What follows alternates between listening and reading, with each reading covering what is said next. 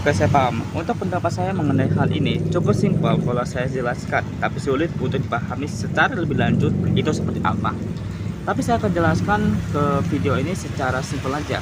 Sebenarnya video ini ada kaitannya sama video kemarin atau video sebelumnya yang pernah saya buat. Jadi gini, ketika orang menerima rasa sakit yang berupa apapun itu, dari siapapun itu, ketika menerima rasa sakit, itu akan disimpan di sebuah tabung yang bernama tabung alam bawah sadar. Tabung itu bisa penuh jika diisi oleh pengaruh negatif terus menerus, kayak dimarahi, dibenci, dibentak, orang pada nggak suka, dibully, ataupun rasa sakit lainnya yang berupa rasa sakit mau kecil ataupun besar, itu akan disimpan di suatu tabung bernama tabung alam bawah sadar, dan tabung itu akan bisa penuh. Sumpah nih kodok berisik amat ya. Ya berisik dah. Oke, lanjut lagi. Dan jika si tabung itu penuh,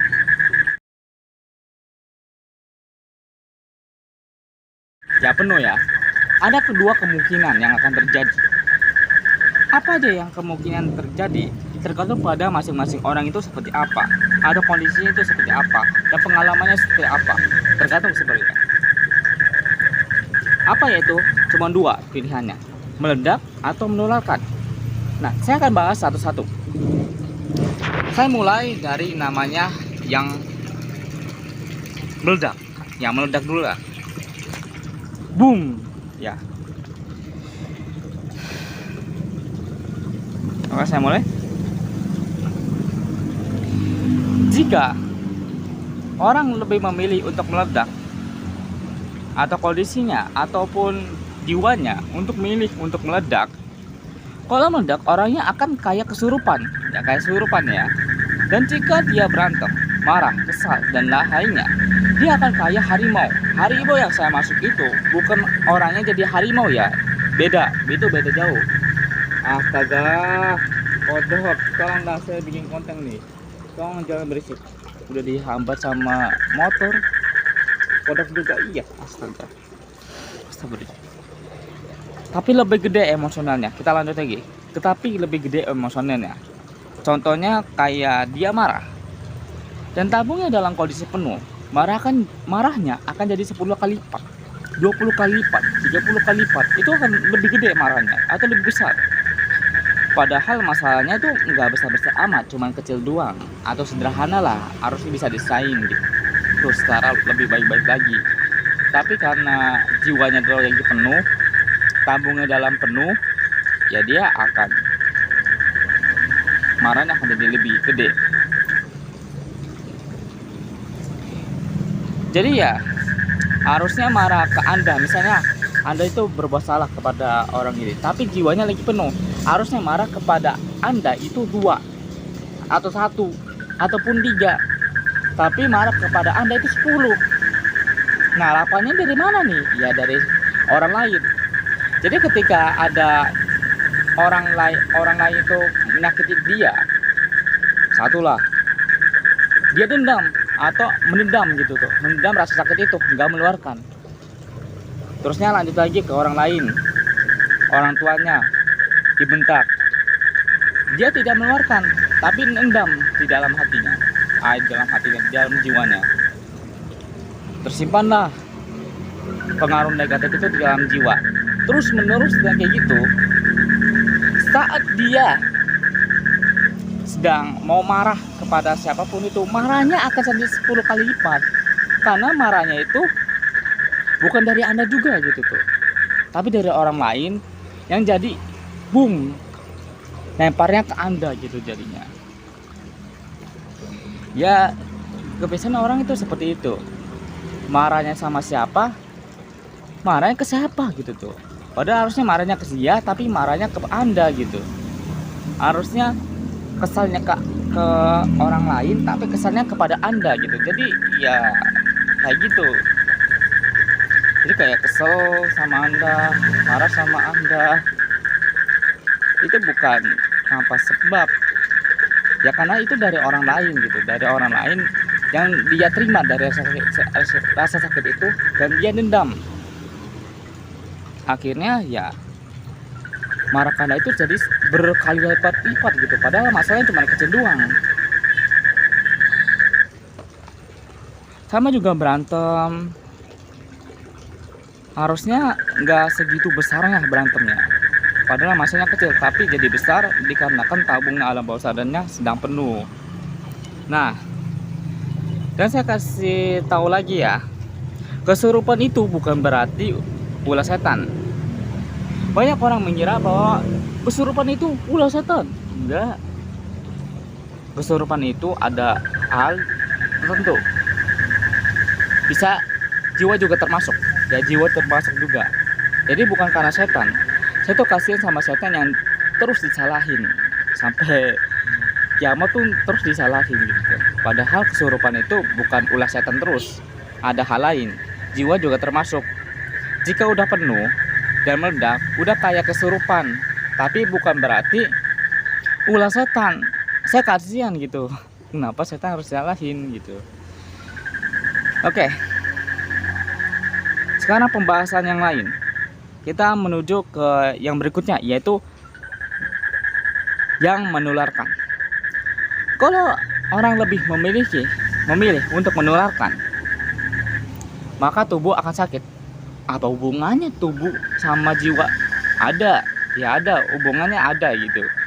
Pasti Anda pernah dengar kan bahwa sakit itu bukan dari virus saja, tapi dari pikiran atau jiwa juga termasuk.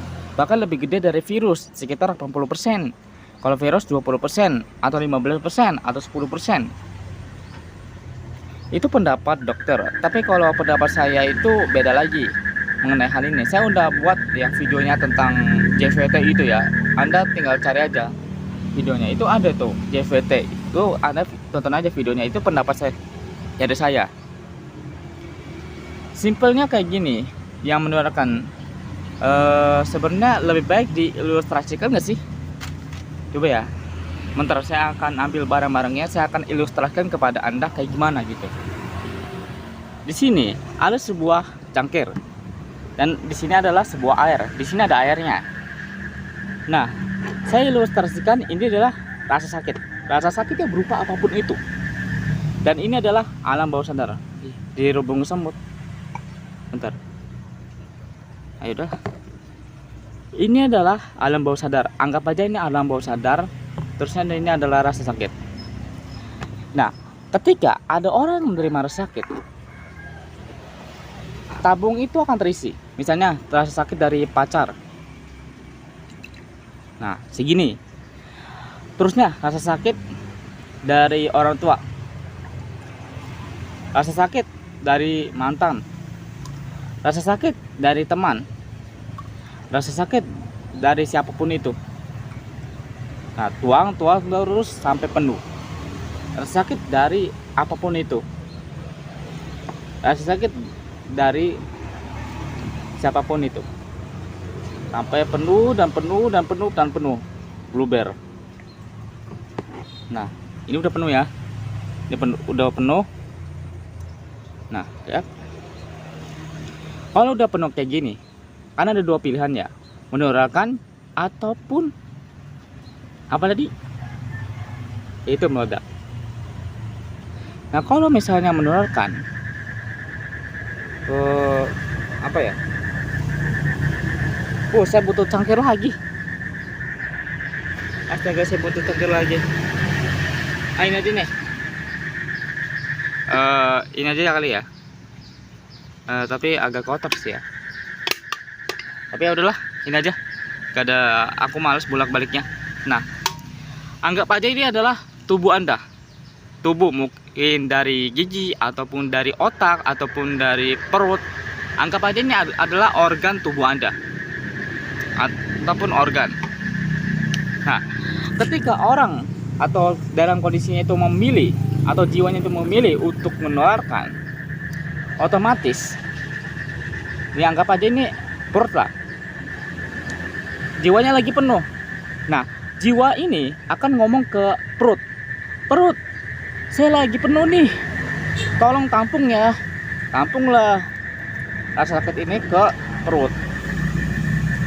Nah, rasa sakit yang ditumpah ke perut ini akan menjadi penyakit seperti emah dan juga lainnya, penyakit perut lainnya. Saya nggak mau sebut karena itu bisa jadi doktrinan.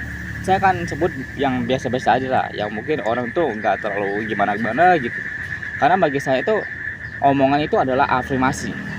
Siapa tahu kalau misalnya saya ngomong suatu penyakit yang sangat serius, tiba-tiba Anda juga kena gitu loh, karena kepikiran gitu tentang ini dan itu. Jadi saya nggak mau.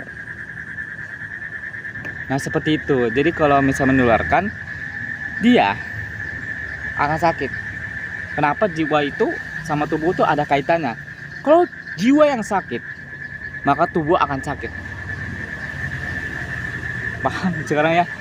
Kalau jiwa yang sakit, tubuh akan sakit karena ada kaitannya gitu. Karena kan kalau dari ilmu psikologi kan itu ada tiga segitiga ya. Segitiga. Pertama itu ruh manusia, itu seperti spirit. Yang kedua adalah jiwa manusia. Yang ketiga adalah tubuh. Jadi berkaitan. Ruh, jiwa, tubuh. Semua itu berkaitan. Kalau ini sakit, maka semua juga sakit. Nih, ruh nih. Kalau misalnya ruh ini sakit, maka semua juga sakit. Kalau jiwa yang sakit, tubuh yang sakit. Tapi ruh enggak. Itu maksudnya. Jadi bisa dipahami sebenarnya kalau misalnya Anda menerima rasa sakit itu ya kayak gitu. Ada dua pilihan gitu, ataupun ya tergantung pada orang tertentu, ataupun kondisinya, ataupun jiwanya tuh milih untuk apa gitu tuh. Mau menularkan atau meledak, tergantung.